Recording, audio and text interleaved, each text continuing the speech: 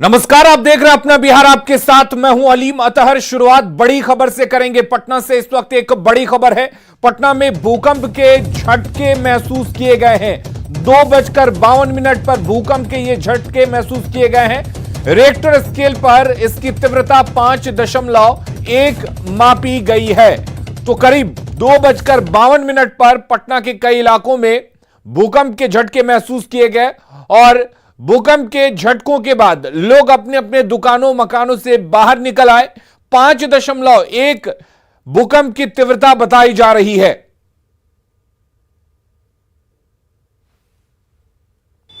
पटना समेत कई जिलों में भूकंप के झटके महसूस हुए हैं, जिसके बाद राजधानी पटना समेत कई जिलों में अफरा तफरी का माहौल है। इस वक्त पटना में हम हैं और यहां देखिए कि लोग घरों से बाहर निकल गए हैं, क्योंकि जब तक कुछ समझ पाते पता चला कि भूकंप आया था। तो जरा हम लोगों से ही बात करते हैं कि क्या महसूस किया लोगों ने। जैसे हल्का झटका महसूस, हम अपने ऑफिस में थे, जैसे ही बाहर निकले तब तक पता चला कि भूकंप खत्म हो गया।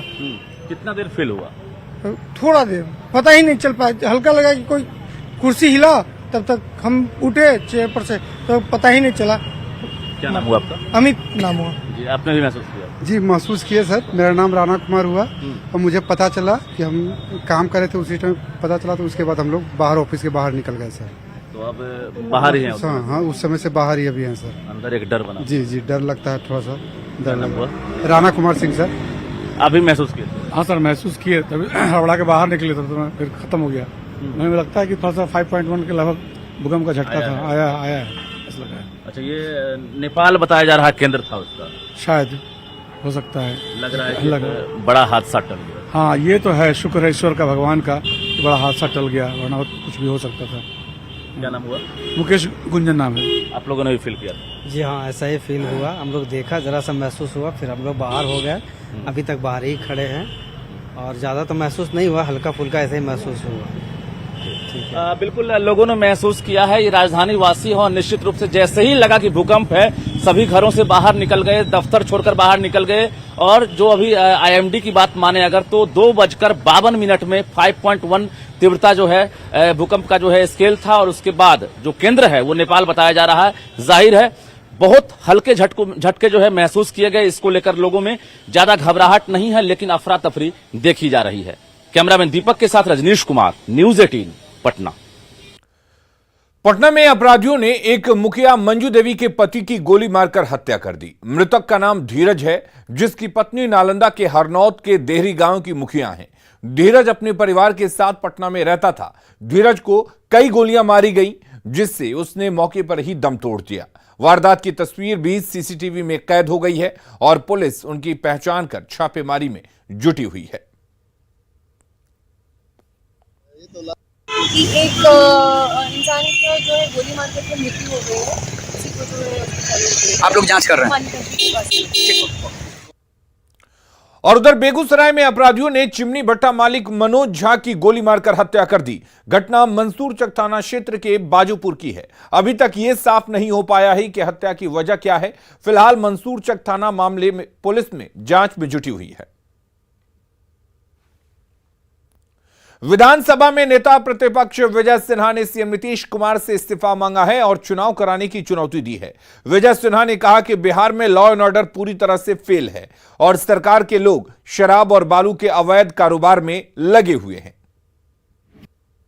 राजद जदयू के लोग पूरी तरह से बालू और दारू पर कब्जा किए हुए हैं और दोनों मिल करके ये अपराध और अपराधियों को संरक्षित कर रहा है। ये सरकार निकम्मी है, सत्ता के लिए समझौता कर चुका है। बिहार के माननीय मुख्यमंत्री नीतीश कुमार जी, आपका इकबाल खत्म हो गया है। आपने जनादेश का अपमान किया है, आप जनादेश प्राप्त कीजिए। 7 पार्टी की गठबंधन है, हिम्मत तो आप इस्तीफा दे करके चुनाव में चलिए और बिहार की जनता का जनादेश लेकर सरकार बनाइए। पटना में विजिलेंस की टीम ने एक बड़ी कार्रवाई करते हुए बिजली विभाग के इंजीनियर राकेश कुमार को रंगे हाथों गिरफ्तार कर लिया है। एक कंपनी के बिल पर सिग्नेचर करने के लिए 2 लाख रुपए घूस ले रहे थे। उसी समय निगरानी की टीम ने उन्हें गिरफ्तार कर लिया। कोतवाली थाना क्षेत्र के इनकम टैक्स गोलंबर के पास पैसे की लेनदेन हो रही थी। वहां निगरानी की टीम पहले से ही मौजूद थी। पूछताछ के बाद इंजीनियर को मुख्यालय ले जाया गया है। जनरेशन का डाटा ट्रांसफर करने के लिए रियल टाइम, और उसके सर्विस के एवज में जो भुगतान किया जाना था उसके बदले रिश्वत की मांग कर रहे थे, उसके सर्विस को डिस्टर्ब कर रहे थे, उसका आरोप उस पर लगा रहे थे। जब उसका इस शिकायत का सत्यापन कराया गया जाने के बाद को किशनगंज में 7वीं क्लास की परीक्षा में पूछे गए सवाल पर बवाल मचा है। इसी बीच न्यूज 18 की खबर का बड़ा असर हुआ है। बिहार के शिक्षा मंत्री प्रोफेसर चंद्रशेखर ने पूरे मामले पर कार्रवाई की बात कही है। प्रोफेसर चंद्रशेखर ने कहा कि जिसने भी यह काम किया होगा उस पर कड़ी कार्रवाई की जाएगी। ये चूक हो, ये जो गलती जिसने भी अधिकारी की है, बड़े से बड़े अधिकारी हों, ये चूक हो चाहे जो हो, ये चूक नहीं माना जाएगा, उस पर कार्रवाई होगी। जांच हो रही है, डीएम साहब से लगातार संपर्क में है, डीएम साहब को कह दिया गया जांच करके अविलंब प्रतिवेदन देने के लिए। सर 17 में भी यही क्वेश्चन आया था, सेम क्वेश्चन था जो वैशाली में हुआ था, अब सेम क्वेश्चन वहाँ। आपको लगता है कोई जानबूझ के कर सकता है यह हरकत? बावजूद भी जाने में करे अनजाने में करे, वो कार्रवाई के लिए है, कार्रवाई होगी। दरअसल किशनगंज में 7वीं क्लास की परीक्षा में जो सवाल पूछे गए उस पर सवाल खड़े हो रहे हैं। बिहार शिक्षा बोर्ड की तरफ से सवाल किया गया था कि इन देशों के लोगों को क्या कहते हैं।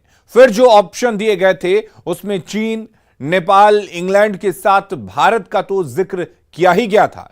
चौथे ऑप्शन के तौर पर कश्मीर का भी जिक्र किया गया था। ऐसा नहीं कि कोई पहली बार ऐसी गलती हुई है। 5 साल पहले 2017 में भी यही गलती हुई थी, तब भी यही प्रश्न पूछा गया जो इस साल पूछा गया था। टीवी स्क्रीन पर आप 2 तस्वीरें देख रहे हैं। एक तस्वीर इस साल यानी कि 2022 की है, जबकि दूसरी तस्वीर 2017 की है। हंगामा तब भी हुआ था, दोषी के खिलाफ कार्रवाई की बात तब भी हुई थी, लेकिन ऐसी क्या कार्रवाई हुई कि फिर से गलती दोहरा दी गई या फिर जानबूझकर साजिश की गई? और न्यूज 18 की खबर का एक बड़ा असर हुआ है। अररिया के प्रिंटर को शो कॉज दिया गया है। प्रश्न पत्र वायरल मामले में कार्रवाई की गई है। कश्मीर को अलग देश बताया गया था इस प्रश्न पत्र में, उसके बाद यह कार्रवाई हुई है। 7वीं क्लास का यह प्रश्न पत्र था जिसमें कश्मीर को अलग देश बताते हुए सवाल पूछा गया था। गोपालगंज में विधानसभा उपचुनाव के कुछ ही दिन बचे हैं। ऐसे में राजनीतिक पार्टियों ने चुनाव प्रचार में जी जान लगा दिया है। बीजेपी के दिग्गज नेता अपने प्रत्याशी के लिए वोट मांगने गोपालगंज पहुंच रहे हैं। गोपालगंज पहुंचे नेता प्रतिपक्ष सम्राट चौधरी ने बीजेपी प्रत्याशी के लिए वोट मांगा और सीएम नीतीश कुमार पर जमकर हमला बोला। क्या लग रहा है गोपालगंज में कितनी मजबूत आपकी पार्टी? देखिए, पूरी तरह यहाँ तो 4 बार सुभाष सिंह जी चुनाव भी जीते हैं और गोपालगंज की महान जनता इस बार भी एनडीए को पूरी तरह यहाँ कमल खिलाने का काम करेगी। और जिस तरह का जनमानस हम लोग देख रहे हैं वो बड़ा स्पष्ट दिख रहा है कि आरजेडी कितना भी बुद्धि लगा ले, यहाँ कमल ही खिलेगा। मोकामा उपचुनाव में बीजेपी सोनम देवी की जीत पक्की करने के लिए जी जान से जुटी हुई है। गठबंधन दल के नेता सूरजभान सिंह की पत्नी और मुंगेर लोकसभा की पूर्व सांसद वीणा देवी ने एनडीए प्रत्याशी के पक्ष में वोट मांगा। उन्होंने कहा कि इस क्षेत्र में जो भी विकास का काम हुआ है वो एनडीए की देन है। यहां पर 3 नवंबर को वोटिंग होनी है। मोकामा की तमाम गार्जियंस कहते हैं हम वहाँ की बहू हैं और अपने घर की ससुर, भैंसुर और देवर और बेटा सभी से कहना चाहते हैं कि आप आइए, कमल छाप को वोट दीजिए, जिताइए। मोकामा विधानसभा उपचुनाव में बाहुबलियों के मैदान में होने से आम लोग भी असमंजस की स्थिति में हैं। लोग ये तय नहीं कर पा रहे हैं कि वे किसके साथ जाएं। लोगों का कहना है कि मोकामा की स्थिति ऐसी हो गई है कि जनता के मन में विपरीत राजनीतिक पार्टियां भी उम्मीदवार के तौर पर बाहुबलियों को ही मैदान में उतारती हैं। यहां शरीफ लोगों को अब कभी उम्मीदवार नहीं बनाया जाता है। ऐसे में लोगों की मजबूरी है, इन्हीं आपराधिक प्रवृत्ति के लोगों में से अपना उम्मीदवार चुनना पड़ता है। सुनिए मोकामा की जंग पर क्या है वहां की जनता की राय।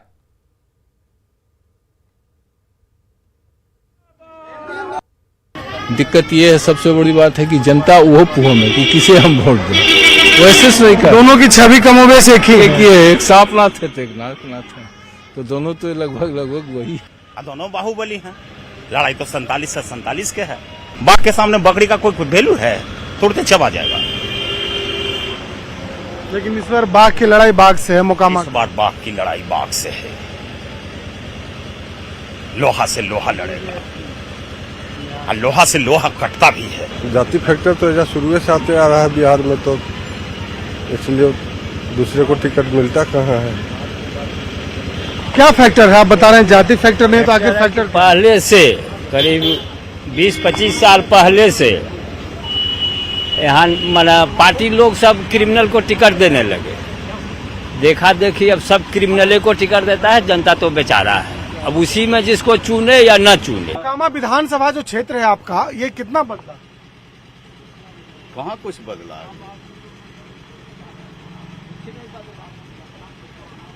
जो बाहुबली थे वो बदले कि नहीं बदले? हाँ, बाहुबली बदले, लेकिन आज जनता के लिए कोई कुछ नहीं बदले हैं। जनता के लिए, हमरा के लिए कुछ नहीं बदले हैं, लेकिन बाहुबली बदले हैं, लेकिन जनता के लिए, हमारे सबके लिए, गरीब आदमी के लिए कुछ नहीं बदले हैं। गोपालगंज में मोतिहारी के बीजेपी विधायक और पूर्व मंत्री प्रमोद कुमार की गाड़ी में बेकाबू ट्रक ने टक्कर मार दी। हादसा मांझागढ़ थाना क्षेत्र के कोयनी गांव के पास NH 27 की है। हादसे में विधायक की गाड़ी क्षतिग्रस्त हो गई। हालांकि विधायक प्रमोद कुमार बाल बाल बच गए। जिस स्कॉर्पियो में विधायक सवार थे वो क्षतिग्रस्त हो गया। वहीं विधायक की दूसरी गाड़ी पूरी तरह से क्षतिग्रस्त हो गई। हादसे के बाद स्थानीय थाने की पुलिस मौके पर पहुंचकर आरोपी ट्रक ड्राइवर को गिरफ्तार कर छानबीन में जुट गई है। बताया जाता है कि प्रमोद कुमार मोतिहारी से गोपालगंज में उपचुनाव की प्रचार करने के लिए आ रहे थे। इसी दौरान यह हादसा हुआ। स्मार्ट सिटी योजना के तहत राजधानी पटना को भी स्मार्ट बनाया जा रहा है। पटना में बने मरीन ड्राइव के रास्ते को खूबसूरत पेंटिंग से सजाया गया है, जो इसकी खूबसूरती को और भी बढ़ा रहा है। जब भी आप मरीन ड्राइव जाएंगे, आपको खूबसूरत पेंटिंग नजर आएगी, जो जल जीवन और के संबंधों को बड़ा संदेश दे रहा है। जायजा लिया संवाददाता विनीता मिश्रा ने।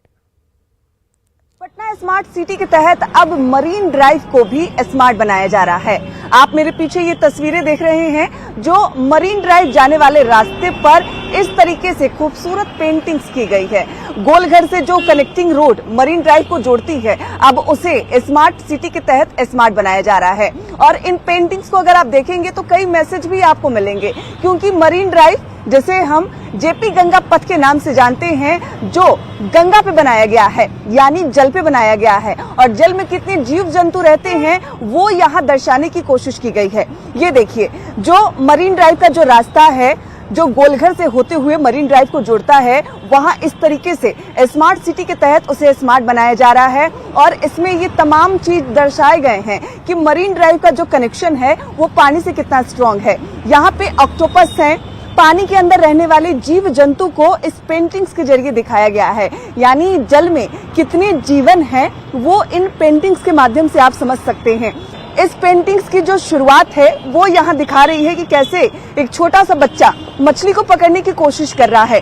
यानी कहीं ना कहीं जल जीवन हरियाली की जो थीम है वो भी यहाँ इस पेंटिंग्स के जरिए दर्शाने की कोशिश की गई है। यानी पानी के अंदर कितने सारे जीव हैं, इंसान है, और इंसान पकड़ता हुआ मछली। यहाँ पे स्मार्ट सिटी के तहत ये पेंटिंग्स बनाए गए हैं। कैमरा पर्सन दीपक के साथ विनीता मिश्रा, न्यूज़ 18 पटना।